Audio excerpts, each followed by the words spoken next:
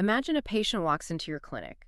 They are completely, profoundly blind. They are bumping into the furniture. They can't read the chart. They are just terrified. So you send them down to neurology. As you should, yeah. Exactly. You've run every scan imaginable, the MRI, the visual evoked potentials, and the results come back perfectly clear. Not a single lesion. Not one. Their optic nerve is pristine. The visual cortex is firing normally. Biologically, neurologically, the hardware is flawless. But they still can't see. Right. Psychologically, their mind has just reached out and switched off the lights. And in the 1890s, a doctor named Sigmund Freud looked at patients just like this. The famous hysteria cases. Yeah, and he proposed an idea so radical it fundamentally shifted the tectonic plates of medicine.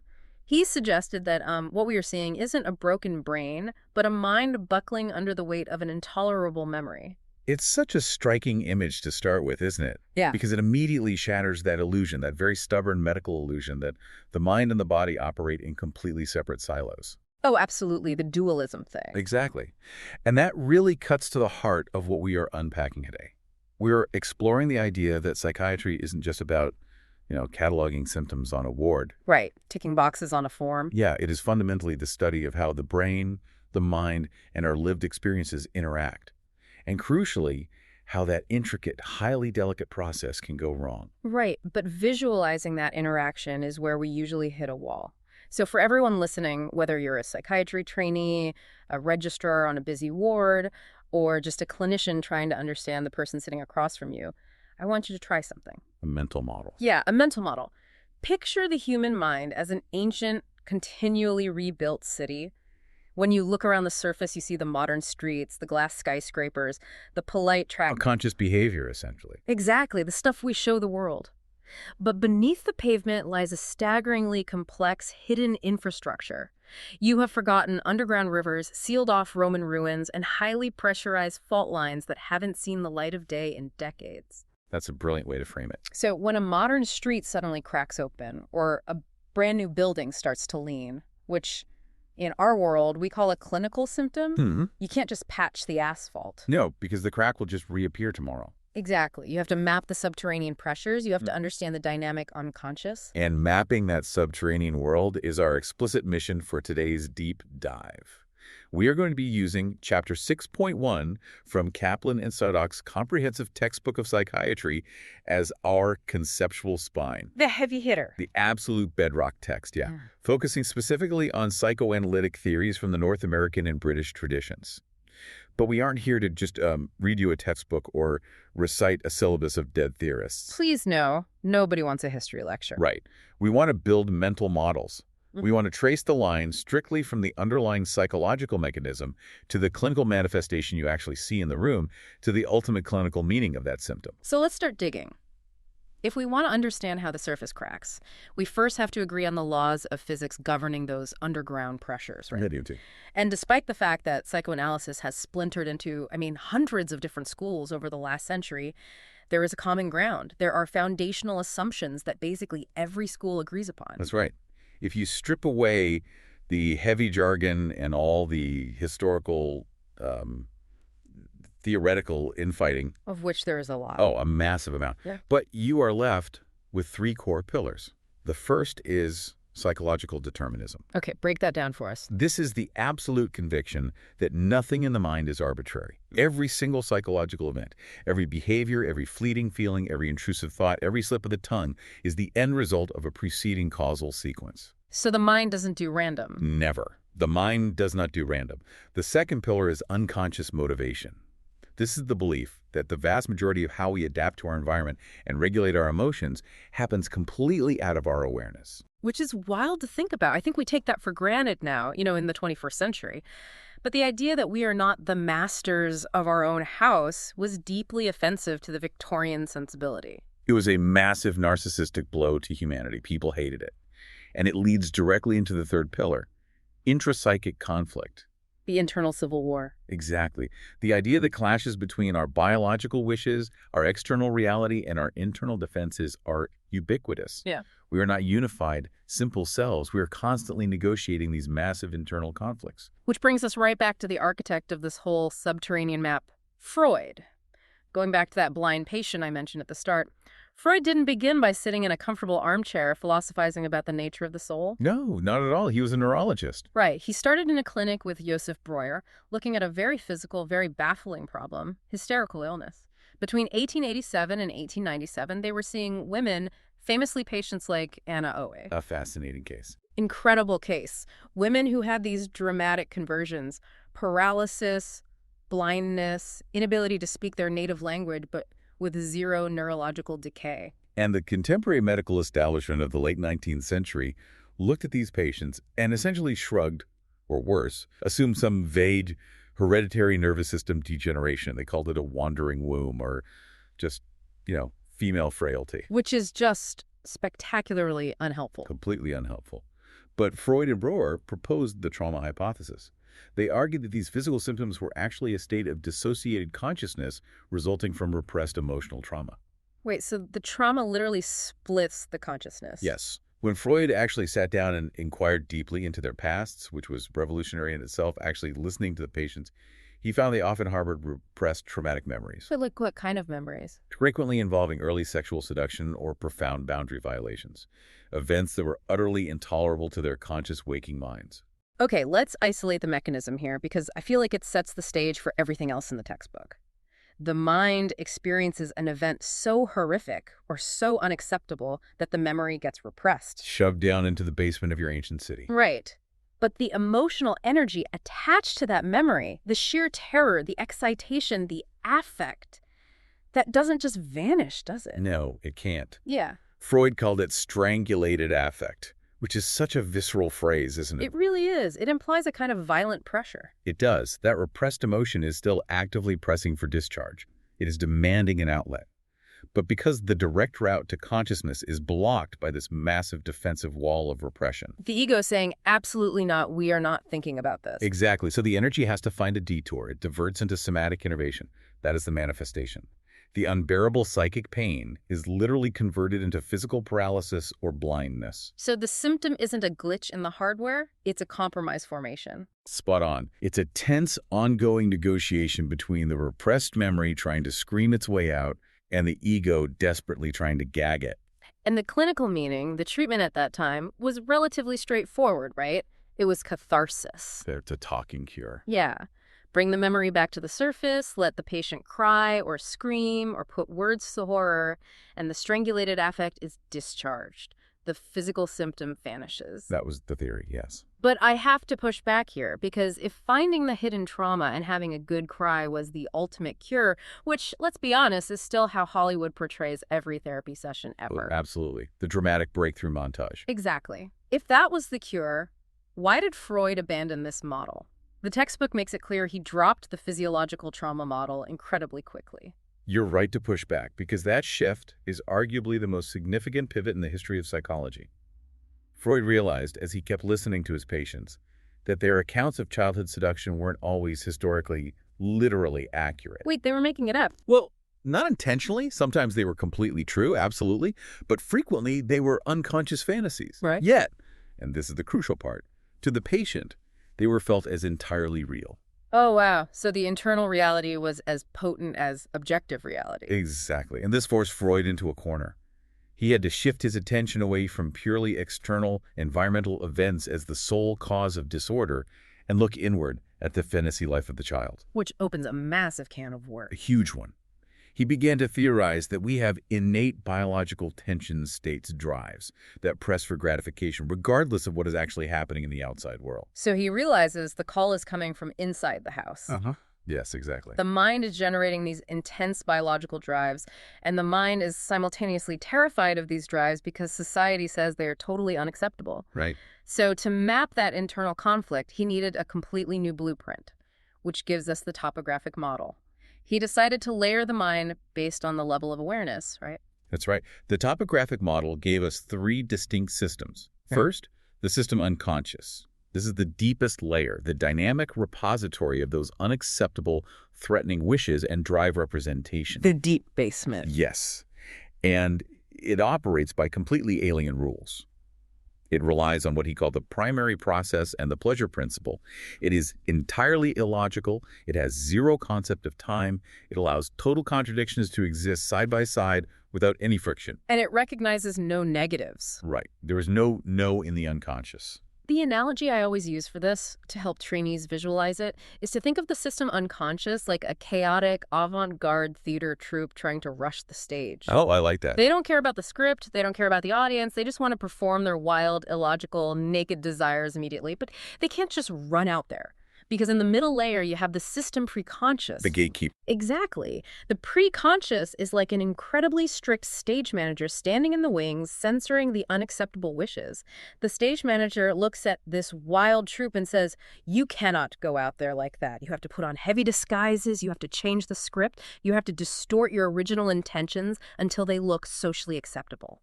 That is a wonderful way to capture the dynamic. And then finally, you have the system conscious. That is the audience sitting out in the theater. Blissfully unaware. Completely. The conscious mind is dominated by secondary process thinking. It is logical, it is reality-oriented, it wants cause and effect. So the audience sits there watching this heavily disguised, bizarre play put on by the unconscious troupe, and the conscious mind genuinely thinks it makes perfect rational sense. It just rationalizes the absurdity away. It does. But the pressure from that theater troupe never stops. They're always trying to sneak past the stage manager. Always pushing. And Freud saw this pressure leaking out in those disguised forms, didn't he? In dreams, in neurotic symptoms, and in parapraxis, what we now call Freudian slips.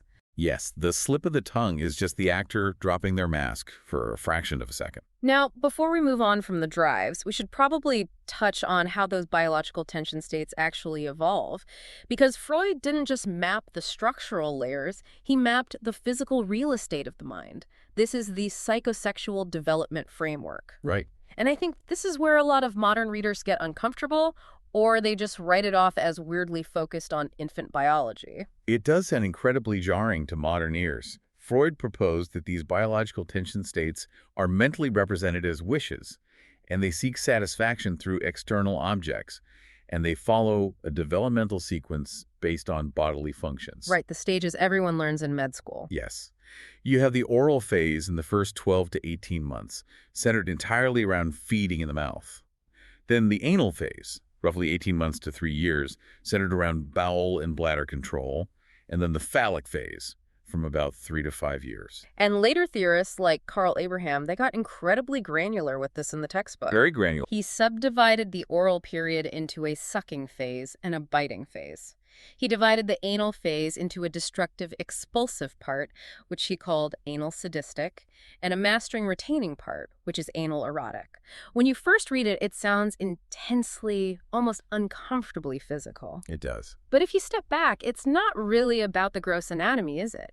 It's about how an infant first experiences the concepts of gratification, control, and frustration. That is the perfect translation. We have to remember that for an infant, the body is the entire world. They don't have language yet. Right. They experience emotion somatically. Exactly. Modern developmental psychologists, they don't view these stages as rigidly sequential biological inevitabilities anymore. We see them as complex integrations of neurological maturation, temperament, and language acquisition. But the core concept holds up.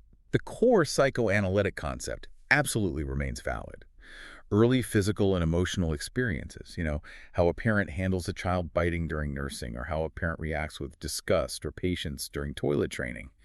Those interactions lay down the fundamental internal templates for how that human being will manage biological tension, authority, and societal demands for the rest of their life. It's the blueprint for self-regulation. Precisely. Okay, so the topographic model, unconscious, preconscious, conscious, was brilliant. It completely revolutionized how we view human motivation, but it had a fatal logical flaw. It did indeed. And this is what we really need to dig into because it shifts the entire paradigm again. Let's look at that theater analogy again. If the preconscious is the strict stage manager actively doing the censoring, actively handing out the disguises to protect the audience, shouldn't the audience be somewhat aware of the stage manager? You would think so, yes. Shouldn't we consciously feel ourselves pushing down a bad thought? Like, oh, I just suppressed a terrible urge. You've hit the exact logical trap that Freud eventually stumbled into clinically. In his practice, he kept encountering massive resistance in his patients. They would stop talking, or they would change the subject, or they would just suddenly forget their train of thought. Which happens all the time in therapy. Constantly. But when he pointed it out, the patients had absolutely no idea they were resisting. They felt they were cooperating fully. So they were entirely blind to their own defenses? Completely. Furthermore, he observed profound punishing guilt in certain patients. But they were entirely unconscious of feeling guilty. It just manifested as a need for self-sabotage or constant failure. Right. So if the repressing force, the defense mechanism itself, was purely located in the preconscious or conscious layer, the patient should have some awareness of doing the repressing. The fact that the defense itself was operating completely in the dark meant the topographic model was structurally insufficient. It couldn't hold the weight of the clinical evidence. The stage manager was invisible. So how does he fix the model? In 1923, he publishes The Ego and the Id and gives us the structural model. He essentially abandons the layers of awareness as the primary architectural structures and introduces three distinct entities: the id, the ego, and the superego. And we really need to define these precisely because they are so often misunderstood in pop psychology, the angel and demon on the shoulders trope. Let's do it. The id is the completely unconscious, unorganized, primordial reservoir of psychic energy. It contains all the basic sexual and aggressive instincts operating entirely under the pleasure principle. It wants what it wants right now. Pure, unfiltered drive. Pure drive. Then you have the superego. This is the internalized set of moral values, the ideals, and the prohibitions of our childhood authority figures. The internalized parents. Exactly. It is the source of conscience and guilt. And crucially, it is largely unconscious. It can be incredibly punitive and irrational, punishing the person not just for actual actions, but for mere thoughts. Which leaves the ego stuck right in the middle of this nightmare. The ultimate mediator. And the crucial shift here, the solution to that logical trap we talked about, is that the ego spans the different levels of awareness, doesn't it? Yes, that's the breakthrough. It is partially conscious. That's our logical reasoning, our perception, our motor control. But its defensive functions, the things actively pushing back against the id and shielding against the superego, operate completely unconsciously. So the ego is fighting battles it doesn't even consciously know it's fighting. Precisely. The ego appropriates energy from the id to manage the demands of both the id and external reality. But as psychoanalysis matured over the decades, thinkers began to realize that Freud was perhaps a bit too focused on the dark, chaotic depths of the id. He was a bit obsessed with the basement. He was. He viewed the ego mostly as a beleaguered manager, just desperately trying to keep the id from burning the building down. And this dissatisfaction led to the rise of ego psychology, championed by figures like Heinz Hartmann and Anna Freud, who argued that the ego deserved to be analyzed in its own right. It's not just a punching bag. Hartmann is fascinating because he took this deeply internal introspective theory and finally turned it outward, towards reality. He introduces this concept of the average expectable environment. What does that actually mean for our clinical reasoning? Well, Hartmann argued that the ego doesn't just develop out of conflict and trauma. He proposed that the ego is actually born with what he called primary autonomous functions. Like what? Things like memory, perception, motor control, and reality testing. These functions develop independently of instinctual conflict, provided the infant is raised in an average expectable environment. And what qualifies as average expectable? Because we aren't talking about a utopian perfect childhood here. No, not utopian at all. Yeah. It basically implies the presence of actual good enough caregivers. Yeah. A baseline of safety, predictable feeding, some level of soothing when distressed. So just standard, decent human parenting. Exactly. Hartmann effectively bridged the gap between internal biological drives and external social reality. The ego isn't just a shield defending against internal wishes. It's a dynamic organ of adaptation, actively organizing experience to help the organism thrive in the outside world. And then we have Anna Freud, Freud's daughter, who took the defensive function of the ego and elevated it to an absolute art form in her work. She really did. She looked closely at how the ego actively protects the self from falling apart, and she introduced a concept that I think every clinician uses daily, whether they know it or not: signal anxiety. Signal anxiety is a brilliant conceptualization. Think of it this way. In the absence of acute conflict, the id, ego, and superego work in a sort of uneasy harmony. A quiet truce. A quiet truce, yes. But when an instinctual demand bubbles up that threatens to overwhelm the system or violates a harsh superego prohibition, it generates conflict. Anna Freud realized that a healthy ego doesn't just wait around to suffer a full-blown panic attack or psychotic break. It's proactive. Very. It uses a microdose of anxiety as a warning signal. Like the smoke detector going off before the house is actually on fire. Exactly. That microdose of signal anxiety triggers the ego to automatically deploy defense mechanisms to ward off the unacceptable impulse, reduce the distress, and maintain the person's self-esteem. So we've established that the ego uses defenses as a shield when the alarm goes off. But an alarm bell isn't a defense itself. When that alarm rings, what exactly does the ego do? What does that armor actually look like in a clinical setting? This is where we get into the taxonomy of defenses. I think the best analogy here is the body's immune system. Oh, go on. Well, some immune responses are incredibly healthy, highly targeted, and precise like an antibody neutralizing a specific virus without damaging any of the surrounding tissue. But other immune responses are massive, primitive autoimmune storms that destroy the host's own organs just to kill a perceived threat. That is an incredibly apt framework. Defenses work the exact same way. The less mature the defense, the more collateral damage it causes to the patient's reality. Understanding this hierarchy isn't just an academic exercise for exams. It is the absolute bedrock of diagnostic reasoning. If you know how a patient defends themselves, you know how their ego is structured. Let's start at the most primitive, extreme end of the spectrum. Narcissistic or psychotic defenses. The autoimmune storms. Yes, these share a common desperate goal: avoiding, negating, or utterly rewriting external reality. Let's unpack projection at the psychotic level because it's much more severe than just, assuming your boss is mad at you. Far more severe. Psychotic projection involves perceiving and reacting to your own unacceptable inner impulses as if they literally exist entirely outside of yourself. The mechanism is a complete, violent disavowal of an internal drive. The manifestation is often a frank delusion. Can you give me a case example? How does that actually look in the consultation room? Imagine a patient who harbors intense, murderous rage. Perhaps it's tied to early trauma, but the ego cannot tolerate acknowledging, "I am full of murderous, destructive hate." It would annihilate their fragile self-concept. The ego would just collapse under that reality. Exactly. So the ego projects that rage completely outward. The patient suddenly becomes absolutely convinced that the government or their neighbor or MI5 is plotting to assassinate them. They see hidden cameras, they hear whispers in the pipes. So the clinical meaning is that the internal persecutor, their own rage, has been safely relocated outside. Right. It's terrifying to be hunted, obviously, but psychologically, it's infinitely preferable to being the monster yourself. Precisely.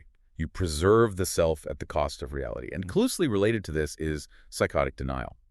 We aren't talking about the neurotic denial of saying, "I don't have a drinking problem," while holding a glass of wine. Right, that's just minimization. Psychotic denial is a profound refusal to acknowledge basic, external sensory reality. The patient literally sees or hears something, say, the death certificate of a spouse, but the ego entirely negates the sensory input because acknowledging it would cause catastrophic psychic collapse. They simply do not see the paper. Correct. And then there's distortion, where the patient grossly reshapes external reality to suit their inner needs. This manifests as sustained feelings of delusional grandiosity or megalomaniac beliefs. So the psychic pain of profound inadequacy and smallness is defended against by rewriting the laws of physics and society. Yes, so that the patient is, for instance, a divine messenger or the secret heir to a royal fortune. So those are the massive autoimmune responses. The ego nukes reality to save itself. Now, moving one step up the hierarchy, we arrive at immature defenses. Right. We see these commonly in preadolescents, but clinically we see them constantly in adult character disorders, particularly personality disorders. They are slightly more sophisticated than psychotic defenses, but they generate immense interpersonal chaos. Let's look at acting out. Acting out is one of those terms that has completely bled into the mainstream, usually just meaning behaving badly or throwing a tantrum. Right. People use it for everything, but psychoanalytically it has a very specific mechanism, doesn't it? It does. The mechanism of acting out is the direct behavioral expression of an unconscious wish, specifically deployed to avoid becoming conscious of the painful affect that accompanies it. So the action replaces the feeling. Exactly. The manifestation is impulsive, often destructive action. Let's say you are treating a patient with borderline personality disorder and you tell them you are taking a 2-week holiday. The impending separation triggers a profound, unbearable terror of abandonment and deep rage at you for leaving them. But they don't sit there and say, "Doctor, I am terrified and angry." Rarely. Instead of feeling that emotion, they act out. They might leave the clinic, Go straight to a pub, get into a physical altercation, engage in highly dangerous sexual encounters, or overdose. Wow. So the intense physical action discharges the psychic tension. It allows the patient to bypass the conscious experience of the painful emotional reality. The action is the defense. That makes so much sense. It's a massive pressure release valve. Let's talk about hypochondriasis as an immature defense. This is highly relevant, probably more so for our colleagues in general practice or A&E than anyone else. Absolutely. They see it every day.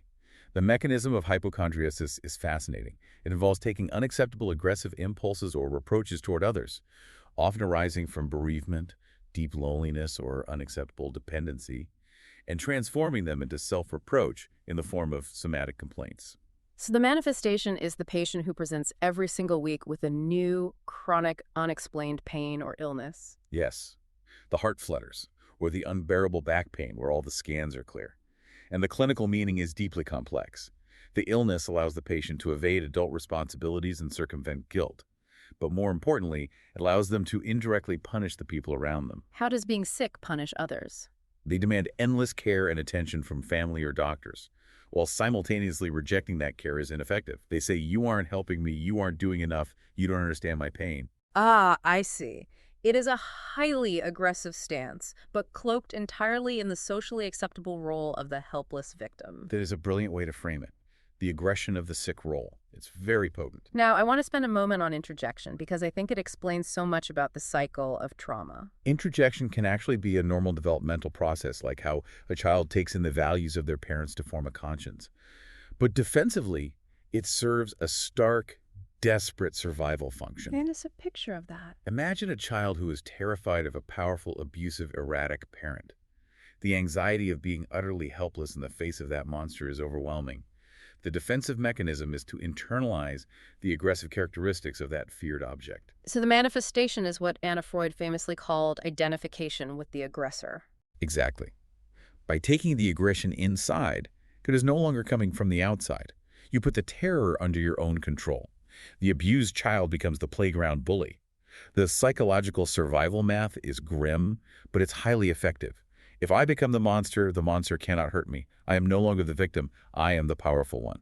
It's heartbreaking when you see it in that light. We also see regression in this immature category, returning to an earlier stage of functioning to avoid current anxieties. A classic example is a 6-year-old child who has been potty trained for years, suddenly wetting the bed and using baby talk the exact week a new sibling is brought home from the hospital. Right, and somatization, which is the defensive conversion of psychic derivatives into actual bodily symptoms, much like those early hysterical patients of Freud's. Yes, the body speaking for the mind. Moving at the ladder again, we arrive at neurotic defenses. These are ubiquitous. We all use them. We all use them constantly. They are common in apparently healthy individuals as well as in neurotic disorders. They alleviate distressing effects without completely abandoning reality. Let's look at displacement. Displacement is the classic kick the dog defense, isn't it? It is. The mechanism is a purposeful, unconscious shifting of an impulse from its original, highly threatening object to a safer, substitute object. The instinctual nature of the impulse doesn't change, just the target. Think about a junior surgical registrar. They're in the operating theater, and the consultant surgeon absolutely humiliates them over a minor error. The registrar is boiling with rage, but they cannot express that rage at the consultant without risking their entire career. The ego calculates, this target is too dangerous. Survival instincts kick in. Right. So the registrar finishes their shift, drives home, walks in the door, and immediately starts screaming at their spouse because the dishes aren't done. The rage is perfectly preserved, but it has been displaced onto a safe target. Exactly. The spouse gets the anger meant for the consultant. Now contrast that hot, messy defense with isolation and intellectualization.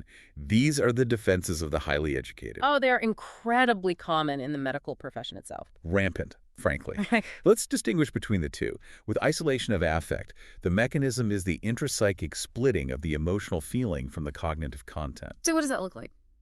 The manifestation is a patient sitting in your office, calmly, almost clinically, describing a horrific traumatic car crash they were in. They recall every detail, the glass, the blood, but they show absolutely zero emotion. The memory is conscious, but the feeling is completely repressed. And intellectualization takes that a step further. Yes. Intellectualization doesn't just split the affect, it attempts to control the affect by systemically thinking about the conflict in excess, completely deprived of feeling. Turning trauma into a research project. Exactly. The manifestation might be a patient recently diagnosed with a terminal illness. Instead of grieving, they spend 14 hours a day obsessively researching the molecular pathways of the disease, reading peer-reviewed oncology papers, and debating trial statistics with their doctors. They are completely avoiding the terror and grief of their own mortality by retreating entirely into the intellect. And then there's reaction formation. I always find this one fascinating because it strikes me as the mind playing a very elaborate, exhausting trick on itself. It is an exhausting trick. The mechanism is managing an unacceptable impulse by permitting its expression in its exact antithetical form. You loudly express the exact opposite of the underlying drive. So an example would be a family member who is burdened with caring for an elderly parent with severe dementia. Unconsciously, they might harbor intense, unacceptable, aggressive urges towards the parent, wishing they would die, wishing to be free. But that thought is morally repugnant to their superego. Exactly. The superego says, you are a monster for thinking that. So the ego manages this intense conflict by deploying reaction formation. The person becomes excessively, suffocatingly overcaring and solicitous. They refuse to let anyone else help. They hover. They martyr themselves to the care of the parent. The underlying aggression is entirely masked by the conscious performance of extreme, almost aggressive devotion. Spot on. And of course, we must mention the foundational neurotic defense, repression, simply withholding ideas or feelings from consciousness. But as the text notes, the forgetting and repression is not a passive fading of memory. It takes continuous psychic energy to hold the beach ball underwater. And that repressed material often leaks out in highly symbolic behavior. Okay. Which finally brings us to the zenith of the hierarchy, mature defenses. The ones we aspire to. Right. These are healthy, socially adaptive mechanisms that integrate personal needs with external reality. Sublimation is the gold standard here. It is the healthiest resolution of intrapsychic conflict. In sublimation, the mechanism involves retaining the goal of an impulse, but changing the aim or object from a socially objectionable one to a socially valued one. It involves desexualizing or de-aggressivizing the drive. Can you give a clinical or real-world example? Take a person with intense, primitive, aggressive, or even sadistic drives. If they act out directly, they go to prison. But through sublimation, they channel that exact same energy into becoming a brilliant, life-saving orthopedic trauma surgeon or a fiercely competitive professional athlete. So the instinct to cut or to dominate is acknowledged, modified, and directed toward a highly valued societal goal. Yes, it provides instinctual satisfaction without triggering superego guilt or environmental conflict. Everybody wins. We also see altruism in this category, vicariously but constructively serving others to manage your own internal needs. Humor, which is a brilliant defense. Essential in our line of work. Oh, completely. It allows us to overtly express feelings and bear what is terrible without immobilization. Think of the dark humor in an emergency department. It's a mature defense against the sheer horror of the work. And finally, suppression. Suppression is unique because it is a conscious or semi-conscious decision to postpone attention to a conflict. Yeah. You know you are furious, you feel the anger, but you consciously box it up and say, I have to finish seeing my patients. I will deal with this anger at 5 p.m.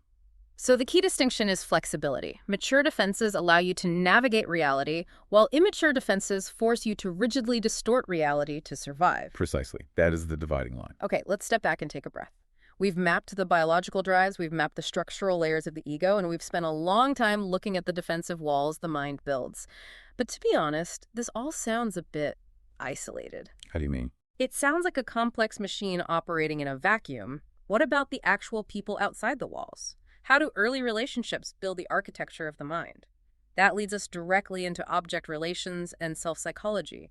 We are moving from the architecture to the internal cast of characters. And to do that, we have to cross the channel and talk about Melanie Klein and the British Object Relations School. The Kleinian Revolution. Indeed. Klein fundamentally shifted the focus away from Freud's pure biological drive theory and toward the processes of introjection and projection based on the infant's earliest relationships. For Klein, drives aren't just blindly seeking tension release, they are inherently directed toward objects meaning people, and primarily the mother right from birth. But we have to put ourselves in the mind of an infant, which is a very strange place to be. An infant's world is chaotic.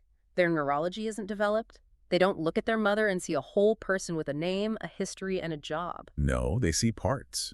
And this lack of integration is the foundation of Klein's first developmental stage, the paranoid schizoid position. In the earliest months of life, the infant simply lacks the cognitive maturity to comprehend a whole person. So they split the world, and specifically the mother, into part objects. Explain the good breast and bad breast concept, because it's famous but often misunderstood. Right. Breast here is a metaphor for the feeding, comforting, satisfying aspects of the caregiver. When the infant is fed and held, they feel merged with this good object. It is the good breast. But then, inevitably, the infant gets hungry, and the mother isn't immediately there. She's making tea or sleeping, and from the infant's perspective, that isn't just a minor inconvenience, that is the bad breast. Exactly. The bad breast is the withholding, frustrating, starving object. And the infant's reaction to this frustration is apocalyptic. The frustration provokes primitive envy and intensely sadistic, destructive fantasies. The infant wants to bite, tear, and annihilate the bad breast that is causing them pain. But wishing destruction on the thing you literally rely on for survival creates a massive psychological problem. It creates immense persecutory anxiety. The infant fears that the bad breast will retaliate and destroy them in return. The infant is paranoid. So the primary defense here is splitting, keeping the good and the bad completely separate in their mind so the bad doesn't contaminate the good. And they use projective identification to project those aggressive impulses outward. It sounds like a terrifying, fragmented way to live. How does a child ever grow out of that paranoid landscape? Through neurological maturation and, crucially, the experience of a consistently good enough mother who survives the infant's rage without retaliating, the infant enters the depressive position. Which sounds sad, but it's actually a good thing. It is a profound developmental achievement. The mechanism here is a massive cognitive and emotional leap. The infant finally puts the puzzle pieces together and realizes that the good breast that feeds them and the bad breast that frustrates them are in fact the exact same mother. The mother is finally recognized as a whole object with both good and bad qualities. But that realization comes with a terrible price, doesn't it? If the good and bad are the same person, what happens to all those destructive fantasies? It creates a profound moral dilemma for the infant. They realize that their sadistic, destructive fantasies aimed at the bad mother would also destroy the good, loved mother. They can no longer just unleash aggression without consequence. Wow. So the mechanism shifts. The aggression turns inward against the self. The manifestation is the experience of profound guilt, sadness, and concern for the object. The depression in the depressive position. Yes, and the clinical meaning is massive. This guilt, this depressive anxiety over potentially harming the loved object, is the foundational precursor to human conscience, empathy, and morality. It is incredibly poetic how Klein tracks the origin of human morality back to infant guilt. Now, if we translate this to the adult clinic, if we see a patient who relies heavily on splitting someone, who walks onto the ward and immediately designates one nurse as the all-good savior and the consultant as the all-bad persecutor, with no middle ground— Which happens frequently. Very frequently. We are essentially seeing an adult whose ego is defaulting back to the paranoid schizoid position under stress. Precisely. The adult hasn't maintained the capacity for the depressive position, where people are allowed to be complex and flawed. It explains the intense, exhausting volatility we see in severe character pathology, such as borderline personality disorder. But Klein wasn't the only one redefining the internal world. Let's cross the Atlantic to North America and talk about Heinz Kohut and self-psychology. Kohut looked at classical drive theory and felt it was missing the core of the human experience. He focused on the self. Yes, Kohut posited that humans have a fundamental, lifelong psychological need for self-objects. Now, a self-object isn't just a person you interact with.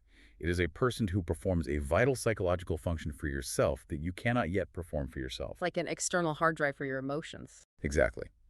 In infancy, caregivers are the primary self-objects. They provide two vital things. First, empathic mirroring. When a toddler takes their first step and looks back, the parent's face lights up with joy. That mirroring reflects back the infant's worth, validating their existence. And a second? Second, caregivers serve as figures for idealization. They are the powerful, calm giants that the infant can merge with to feel safe when the world is big and scary. So what happens when that process goes wrong? What is the mechanism of pathology in Kohut's model? The mechanism hinges entirely on empathy. In normal development, minor, manageable lapses in parental empathy are inevitable. A parent is tired or distracted. These minor failures force the infant to gradually internalize those self-object functions. They learn to soothe themselves. They learn to validate their own worth. Which is how we grow up. Right. This is how primary narcissism differentiates into two healthy, archaic structures: the grandiose self and the idealized parental imago. Let's define those terms clearly. The grandiose self is the repository of infantile perfection and exhibitionism. The "look at me, I am the center of the universe" feeling. The idealized parental imago is the admired, omnipotent object, the "my dad is a superhero" feeling. Through optimal frustration, the grandiose self matures into healthy ambition, self-confidence, and a stable sense of self-esteem. The idealized parental imago matures into a healthy set of internal values and ideals. But if the empathic failures aren't minor, if they are traumatic or chronic, say a parent is deeply depressed or highly narcissistic themselves and uses the child to regulate their own emotions, Then the mechanism fails. The psychological development arrests. The manifestation is the pathological persistence of these archaic structures into adulthood. If the grandiose self is never integrated, you see an adult with extreme grandiosity, entitlement, profound envy, and an insatiable need for external admiration. Because they have absolutely no internal mechanism for self-esteem. They must extract it from others.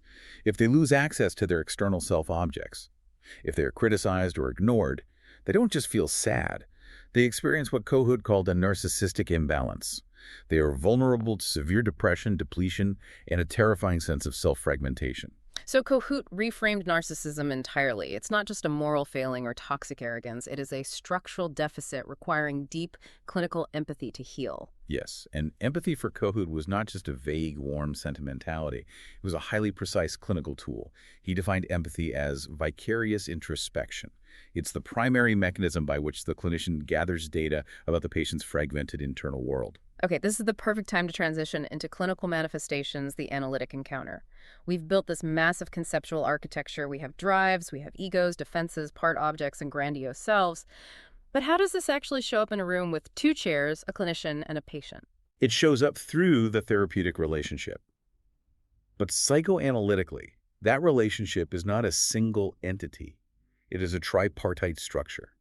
It consists of three coexistent interacting components: the transference and countertransference, the therapeutic alliance, and the real relationship, which is the actual genuine human connection between two people in the room.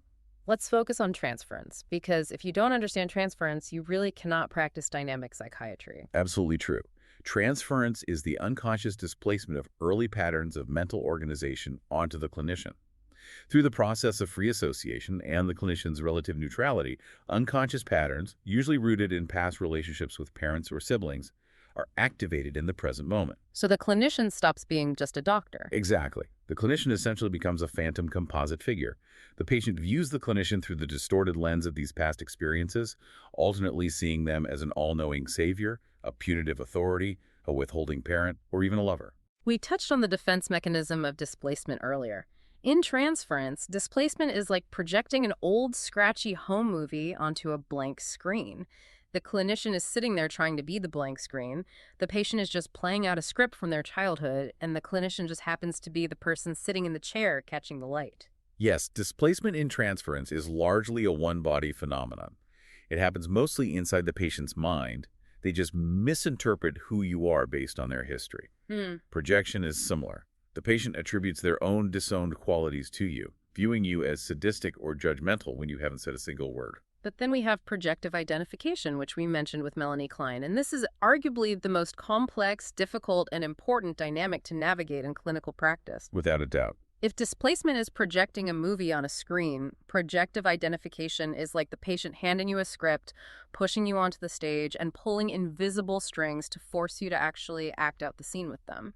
That is exactly right, and it is vital to understand that projective identification is a two-body phenomenon. Okay, walk us through the mechanics of that. The mechanism works like this. The patient projects an intolerable internal, let's say a highly critical, sadistic internal object into the clinician. But it doesn't stop as a fantasy in the patient's head. The patient then unconsciously exerts immense interpersonal pressure through their actual behavior. Like what? They might use a subtle mocking tone of voice. They might constantly undermine your credentials. They might arrive late and dare you to say something. They provoke you causing you, the clinician, to actually internalize the projection and begin to enact that role. So the manifestation in the room is the clinician suddenly feeling intense, entirely uncharacteristic anger toward the patient, or feeling a bizarre urge to be highly punitive and strict with the clinic rules. Exactly. The patient induces the clinician to experience the very effect the patient cannot tolerate. And the clinical meaning is the hinge of the entire treatment. If the clinician just blindly acts on that induced anger, if they snap at the patient or discharge them from the clinic, they confirm the patient's worst fears. They prove that the world is sadistic. They fail the test. They do. But if the clinician can contain that feeling, analyze it, and realize, wait, this anger isn't mine. I'm being used to process the patient's unbearable psychic material. It becomes an incredibly powerful therapeutic tool. Which perfectly transitions us to countertransference. Historically, Freud viewed countertransference as a failure. He saw it as the analyst's own unresolved neurotic conflicts getting in the way of treating the patient. If you felt angry at a patient, it meant you needed to go back to your own analysis. It was a hindrance. Blind spot. Right. But modern psychoanalytic theory has completely flipped this paradigm. Countertransference is now viewed as an indispensable diagnostic instrument. It encompasses the total affective response of the clinician to the patient. So when you are sitting with a patient and you suddenly feel overwhelmingly exhausted and heavy, or you feel your stomach tie in knots, or you feel a strange, protective, maternal urge, that isn't just you being unprofessional or tired, that is data. It is the most vital data you have in the room, because often the patient's dynamic unconscious is communicating directly with your dynamic unconscious, bypassing language entirely. Your countertransference is the somatic and effective readout of the patient's internal world. If you feel confused and fragmented, it's highly likely the patient's internal world is confused and fragmented. And the third major manifestation we have to look for in the room is resistance. Resistance is the involuntary automatic defense against self-awareness. It is the ego actively fighting the therapeutic process, because the process is threatening to uncover repressed material and generate signal anxiety. And the manifestations of resistance are wonderfully creative. It's rarely just a patient crossing their arms and saying, "I refuse to talk." I know the ego is much smarter than that. Right. It's pausing abruptly in the middle of a sentence. It's constant slips of the tongue. It's intellectualizing every emotion so nothing is actually felt in the room.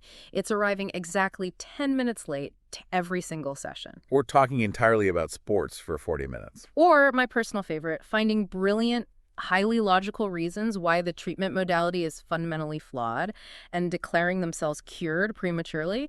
It is the mind brilliantly protecting itself from pain. Exactly. Okay, so let's look at this clinical situation. The room is an absolute minefield. The patient is resisting. They are projecting their terrifying internal objects onto you, and you are vibrating with countertransference. How does anyone actually get better? This brings us to integration and clinical reasoning, how change happens. Change requires a fulcrum, and that fulcrum is the therapeutic alliance. This is the conscious, rational agreement between the patient and the clinician to work together. But conceptually, for the alliance to work, it requires a split in the patient's ego. A split ego. In psychiatry, splitting usually sounds pathological, like we discussed with borderline personality traits. In this specific context, though, it's highly adaptive. The patient must develop an observing ego. This part of the ego allies with the clinician. It allows the patient to split themselves into two parts during the session. The part that is actively experiencing the intense, messy effect of the transference, and the part that is stepping back alongside the clinician to observe and analyze it. So they can say, "I feel incredibly angry at you right now, but I also see that my anger seems out of proportion to what you just said." Spot on. Without that observing ego, the patient just regresses completely into the transference neurosis and acts it out. The alliance buffers against that regression. And once that alliance is holding, the clinician uses interpretation. But the textbook makes a really important epistemological point here.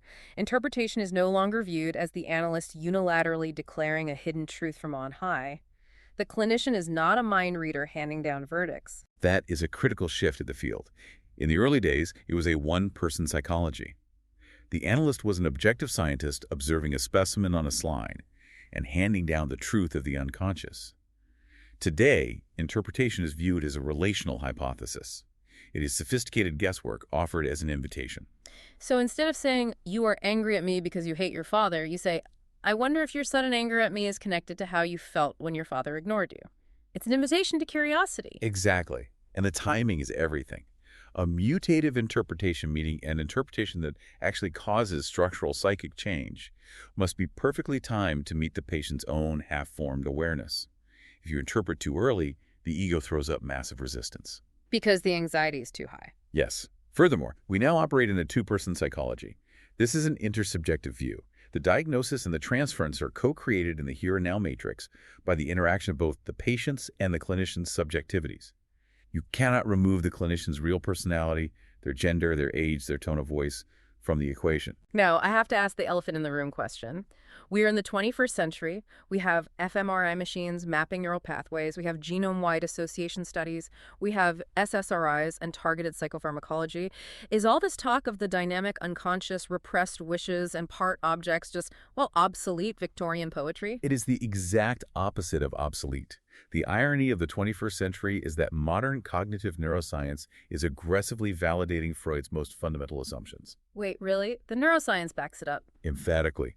Neuroscience confirms that the vast majority of brain work is entirely non-conscious, implicit memory, procedural tasks, patterned effective responses. The brain operates largely in the dark.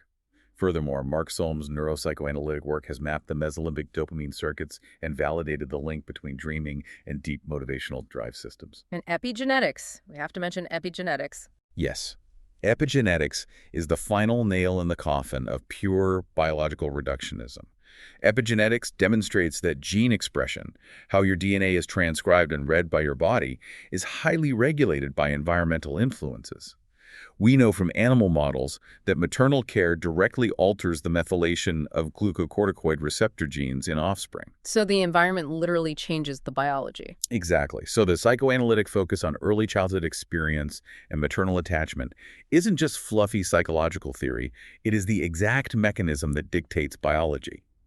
The psychoanalytic focus on intrapsychic variables is essential to understanding how genetic vulnerabilities are either buffered or triggered by lived experience. That is absolutely incredible. It bridges the gap between the metaphorical city and the actual neurons. Okay, let's distill all of this. We've covered a century of dense theoretical thought, but what are the absolute key takeaways for the clinician listening right now on their commute? I would synthesize it into 6 core clinical principles. Let's hear them. 1. Psychoanalytic theory emphatically centers the role of the unconscious mind and recognizes the ubiquity of intrapsychic conflict in everyday life. Yeah. We are not entirely rational actors. Second principle. 2. Defense mechanisms are essential for regulating distress, but it is their rigid, primitive, or immature deployment that shapes and defines psychopathology. 3. 3. Early object relationships don't just stay in the past, they build the enduring internal mental templates that govern adult behavior, expectations, and vulnerabilities. 4. 4. Transference and countertransference are not annoying side effects of treatment. They are the central diagnostic and therapeutic tools of the clinical encounter. 5. 5. Through insight, the working through process, and correctly timed interpretations within a strong therapeutic alliance, genuine structural psychic change is possible. And the final principle. 6. Symptoms are never arbitrary or random. They are deeply meaningful, compromised formations expressing underlying unconscious processes. Brilliant. Now, let's make sure these mental models are truly cemented for our listeners. It's time to pressure test this. We are going to run through some disguised case studies and concept to see if we can apply this knowledge. As you listen, try to answer them before our expert breaks it down. Let's do it. First scenario. Let's talk about the architecture of the mind. Freud originally thought the preconscious was doing all the censoring, but he had to build a new model specifically because he realized that his patients' resistance and their punishing guilt were operating entirely outside of their conscious awareness. Which model did this realization birth? That would be the structural model. The topographic model relied on the preconscious to censor wishes, but when the censorship itself proved to be unconscious, Freud conceptualized the ego, which operates partially unconsciously to deploy defenses against the I and the superego. Spot on. Second scenario. This is the two-body problem. You have a patient with a history of severe early childhood trauma. They begin attributing their own disowned sadistic impulses onto you, the clinician. But it goes further. They unconsciously behave in a highly provocative, undermining way that actually pressures you, sitting in your chair, to feel incredibly angry and act sadistically toward them. What specific mechanism is at play here? The mechanism is projective identification. It goes beyond simple projection because it involves that immense interpersonal pressure that forces the clinician to internalize and enact the projected role, causing a profound countertransference enactment. Third scenario. Let's put on our Heinz Kohut's self-psychology glasses. A patient walks in exhibiting extreme grandiosity, entitlement, and an insatiable need to be admired by everyone on the ward. According to Kohut, this isn't just bad behavior, it's a pathological persistence of an archaic configuration due to early lapses in parental empathy. Which configuration is it? That is the persistence of the grandiose self. When empathic mirroring fails during early development, the grandiose self does not integrate into healthy ambition and stable self-esteem. It persists as a pathological, highly fragile structure requiring constant external validation to prevent fragmentation. Fourth scenario. Let's go back to infant development with Melanie Klein. A child finally develops the capacity to view an object, their mother, as having both good and bad qualities simultaneously. The realization that the hated object and the loved object are the same person prevents outward destructive attacks, but it generates guilt and turns aggression inward.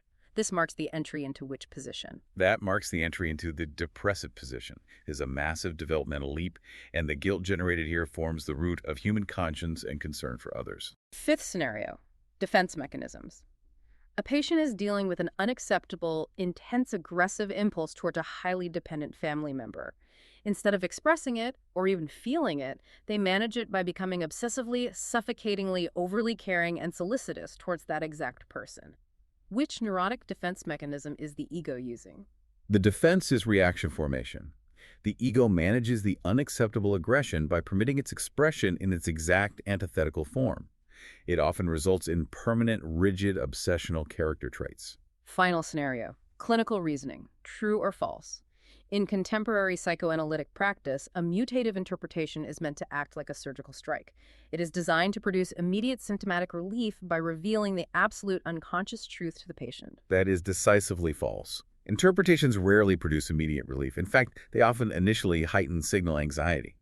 Furthermore, they are not decrees of absolute truth from an objective observer. They are relational hypotheses offered as invitations to stimulate the patient's own self-reflective curiosity and observing ego. Excellent. I highly encourage everyone listening to read through Chapter 6.1 in Kaplan and Sadok to deepen your grasp of these concepts. The historical depth and the clinical utility of these theories are immense, and they really do change how you listen to your patients. They absolutely do. But before we wrap up, I want to leave you with a final, slightly provocative thought to mull over. We talked a lot today about Heinz Hartmann's concept of the average expectable environment, the baseline social, interpersonal reality required for an ego to develop its autonomous functions. But take a hard look at the modern digital world we live in today. We are surrounded by constant, algorithmically curated external stimulation. We all carry devices that provide instantaneous gratification and endless, perfectly tailored validation loops. It is a vastly different environment. Exactly. Are we fundamentally altering that average expectable environment? By outsourcing so much of our self-soothing, our distraction, and our validation to digital algorithms, are we creating a society that relies entirely on synthetic external self-objects for emotional regulation? And if so, are we inadvertently starving the development of our own mature internal ego defenses? If the environment no longer requires the ego to tolerate frustration, to delay gratification, or to sit in silence with intrapsychic conflict, what happens to the structural integrity of the human mind? Think about that the next time you see a patient whose anxiety seems entirely unmoored from their physical reality. That is quite the thought to leave on. Cheers. Here are the details of this episode. Psychoanalytic theories and treatment. Byline. What is hidden shapes what had lived with it. The unconscious is not silent. It speaks through experience.